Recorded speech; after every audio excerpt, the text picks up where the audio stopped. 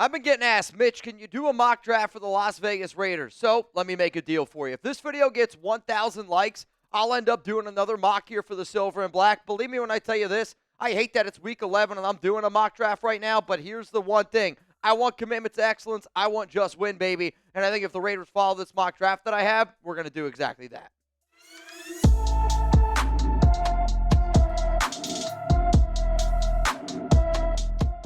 Raider Nation, what's going on? It's Mitchell Renz here, host of the Raiders Report, and it is mock draft time in the middle of November, a time that I can't even believe I'm doing this. But I ran a mock simulator on PFN, and essentially what you're going to see is I'm going to go through every single pick here for the silver and black, and this is a mock draft based on what I would do, based on the current picks at the time that I'm making this video, and based on right now the needs that this organization has. Obviously, there's still a lot of unknowns going into the offseason. Still a lot of unknowns in terms of free agency because that happens before the draft. But I wanted to be able to give you guys at least a little bit of a mock draft and just so you know what you can expect going forward because every game the Raiders lose, the more and more draft content you're going to get here on this channel. So here's the mock that I got so far. The Jags took Travis Hunter at number 1. Shedeur Sanders went to the New York Giants at 2. Abdul Carter from Penn State went to the Titans at 3. Luther Burden, the studly receiver from Missouri, he ended up going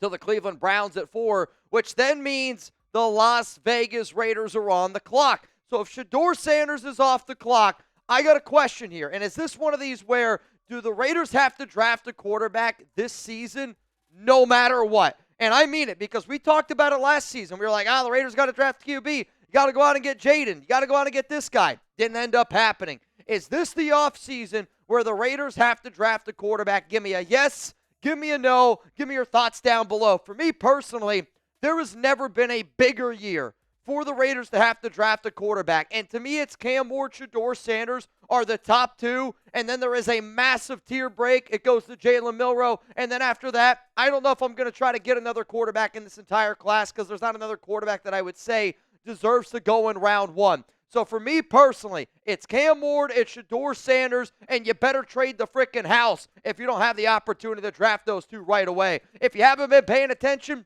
Cam Ward's still on the board, and I would take Ward number 1 overall in the draft. I have often said that I think that the Raiders are gearing a little bit more towards Shedeur Sanders, but Ward to me is probably the front runner right now for the Heisman. I love how cool, calm, and collected he is, which I think is a trait that is very important to be the next Raiders quarterback. A unbelievable passer, can throw from all these different arm angles. I want to see him be able to put a little bit more loft on the football. He's just kind of zipping it in there all the time, but he's got a lot of talent. We just got to get him a good OC. You got to get him a good head coach. Cam Ward, easy pick for me here at number 5. Let's go to round 2, and I didn't end up putting exactly what the picks were simply because I saw so many different people have all these different picks on these different mock draft simulators. So I just kept on running with it. In the second round, I ended up going with offensive tackle Cameron Williams, who I actually know a few people that know Cameron. Alex, my fiance, her family lives in Duncanville, Texas. But at 6'5", 335, he could play both tackle spots, left tackle, right tackle. He's primarily a right tackle right now for the Longhorns. I was also told by a draft scout that he could potentially play guard if they were a little bit uncertain with his jump. He does hold a lot. But there is no doubt about it that this guy's got some unbelievable upside. And if you can get a good offensive line coach, maybe somebody like a Carmen Brasillo, not somebody like a James Craig or a good fit, that this would be a great, great pick. I don't know who the new O-line coach is, but I know Cameron Williams has sky-high upside, and I love the pick here, being able to pair him with a quarterback that I took in round 1. If you want more draft content and more mock drafts, hit that subscribe button. We're at the point of the season where if the Raiders are going to be this bad, I almost just look forward to doing draft stuff a little bit more. So if you want mock drafts, if you want a lot of draft content, I promise you, you're not going to find another Raiders channel out there that gives you more draft content than this one right here. Let's go to the third round, and we got 2 third-round picks. Thank you, Davante Adams, though some of you might say, oh, man, I wish it would be a second-round pick. But I'll tell you what, it's nice watching Davante struggle as bad as he is. So I figured, you know what, let's go with a wide receiver here. And Chugs, right before we started the show, I looked up the name. Ayomanor, I think that's how it was pronounced. Ayomanor. the wide receiver from Stanford, and I'm a little bit frustrated that I can't say the name, and it's just because I'm absolutely dyslexic. But getting this guy at pick 67 in round 3, I don't think that he's still going to be here. I think he's got unbelievable hands. He can do a lot of different things at the wide receiver position. Hell, I can remember last year he had this unbelievable game. I think it might have been against USC, where he put up like 200 receiving yards, good catch radius, 6'2", 210 pounds. I think fits really well with a quarterback of Cam Ward's skill set. Let's go to the other third-round pick we got. Right now we got a QB, we got an offensive tackle, we got a wide receiver. So where exactly should we go? And I'll tell you this, I don't love this pick, but I felt it was a pick based on overall need, based on what was available to me on the board. I'm going to go with Keon Sabb, who's from Glassboro, New Jersey, and this season, 2 interceptions, 4 PBUs for the Alabama Crimson Tide.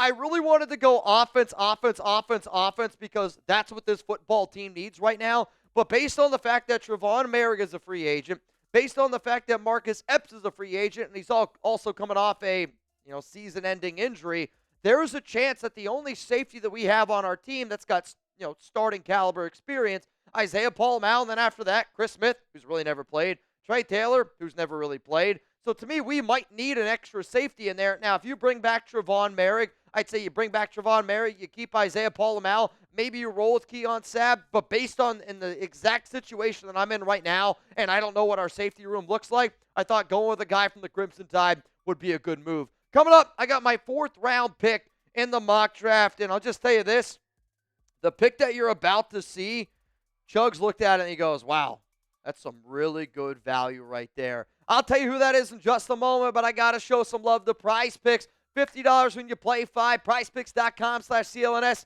Make sure that you use code CLNS. Download the app today. Use code CLNS. Get $50 instantly after you play your first $5 lineup. Sign up today. Get $50 instantly when you play $5. You don't even need to win to receive the $50 bonus. It's guaranteed.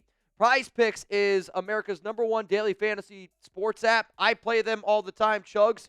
I think for a lot of people that watch our shows on Thursday night, on game days, know how much we like Prize Picks. We've been talking for a while to be able to go to an MMA event, and I figured, all right, Chugs, give me your moneymaker this week. He's going to go John Jones less, Bo Nickel more, and then Veronica Hardy less as well. If you want to take this lineup, put a little bit of money in your pocket, PrizePicks.com/CLNS. That link's available to everybody watching right now. Down in the comments, down in the description. So one more time here, download the app today. Use code CLNS to get $50 instantly after you play your first $5 lineup. Prize Picks, run your game. Let's go to round 4 now. I got a quarterback, an offensive lineman, a receiver, a safety. So where exactly should I go?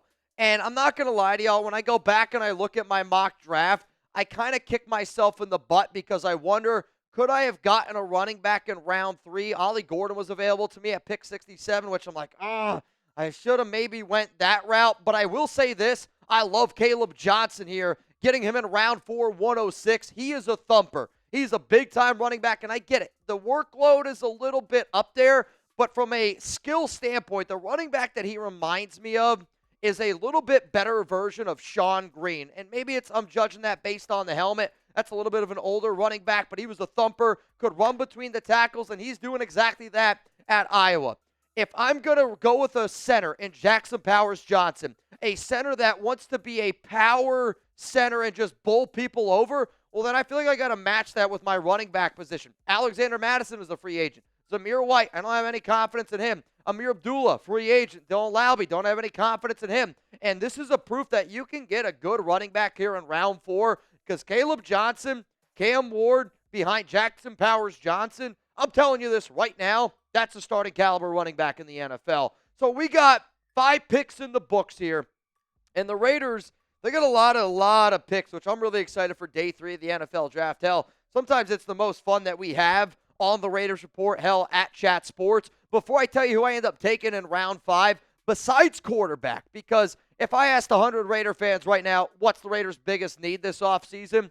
I'm going to say 101 people say quarterback. So besides QB, what's the Raiders' biggest need this offseason? For me personally, I'm saying anywhere on the offensive line and at the wide receiver position. Let's go to round 5, pick 142, receiver at a UNLV. I'm going to go Ricky White. And I got a few friends, few colleagues, let's call them, that are in the Las Vegas area, and they're telling me that this kid is really, really special. 58 grabs, 799 yards, 10 touchdowns. He's a field stretcher. And if I'm going to add a receiver like Manor here from Stanford, which I'm never going to get that name right, who is more of, I think, a possession receiver, can still stretch the field, but overall more of a possession guy. I also want somebody who's a field stretcher. And I think Ricky White out of UNLV is going to be able to give you that, deep ball from Cam Ward. I need to add more receivers since we lost Devontae Adams. And outside of Jacoby Myers, who's only got 1 year left on his deal, Trey Tucker, unproven. DJ Turner, unproven. Ricky White's going to add some speed, much needed speed for Las Vegas. Let's go to round 6 here. We got 3 picks in the 6th round of the NFL draft. And if I were to actually do this with trades, which I didn't do this with trades, I probably would try to trade up one of these 6s, maybe even want to try to trade one of these 5s. Hell, I will do a mock draft at some point where I take 2 players in round 1. Let's go with Jack Nelson, the offensive tackle here from Wisconsin. And I'm not going to sit up here and act like I know a lot of these prospects this late in the draft. I've really only been doing quarterback talent. But here's what I'm going to do. I am going to judge the helmet. Wisconsin has always had really solid offensive line prospects. According to PFF, he is the 79th best overall player on their board. So I said, all right, that's good enough for me. 6'7", 316 pounds. Maybe at worst case scenario, we had a little bit more depth. And because Cameron Williams has predominantly been on the right side of the O-line, Jack Nelson's been on the left side. That's where I went with this pick here in the 6th round at 179. But hey, we got 2 more picks here in round 6. And this is another one where I'm going to rely on some of our scouting department here at Chat Sports. And I'm going to go with the name Clay Webb. 6'3", 290 pounds, small school kid from Jacksonville State University. And the reason why I'm going to go with Clay Webb here is because when you go back and you look at some of the numbers that this kid's put up from a PFF standpoint, he was graded as the 3rd best overall lineman in the country last year. And I know that it's a small school, but at this point, I want somebody that's really solid with technique. And when you listen to a lot of the coaches, the draft department, when you hear some of the analysis on him, he's got really good footwork, he's got good technique, he's got good awareness. He just needs to bulk up a little bit. You get him in an NFL weight room with some NFL nutrition people, he's going to be able to put on some weight. Let's get it. Let's go to another pick here in round 6. Obviously, I'm going a very, very heavy offensive line. I've been going very heavy on the offensive side of the football because that's where this team is really needing help. So this time I'm going to go on defense, and I'm going to go with just the player that was the rank highest on my board, Fentrell Cypress II. And when you go look at what his numbers were 2 years ago at Florida State, he was much better of a player. And I almost wonder if it's like, well, Florida State overall in general was better, so therefore he was better. He's probably one of the better players on this defense, and this is one of the worst teams in all of college football right now. And I do think that this is a real thing. And I know it shouldn't be, but it is a real thing. When your team's good, you're just motivated to play a little bit better. And when Florida State was good, he played his best football. Over the past 2 seasons, Florida State's fallen off a little bit, so is he. But at 6 foot, 188, good athlete. I'm getting him in round 6 here. Let's see what we can do. Round 7, the final pick for my Raiders mock draft. And every time I look at round 7, I'm looking at, all right, what can I potentially do here?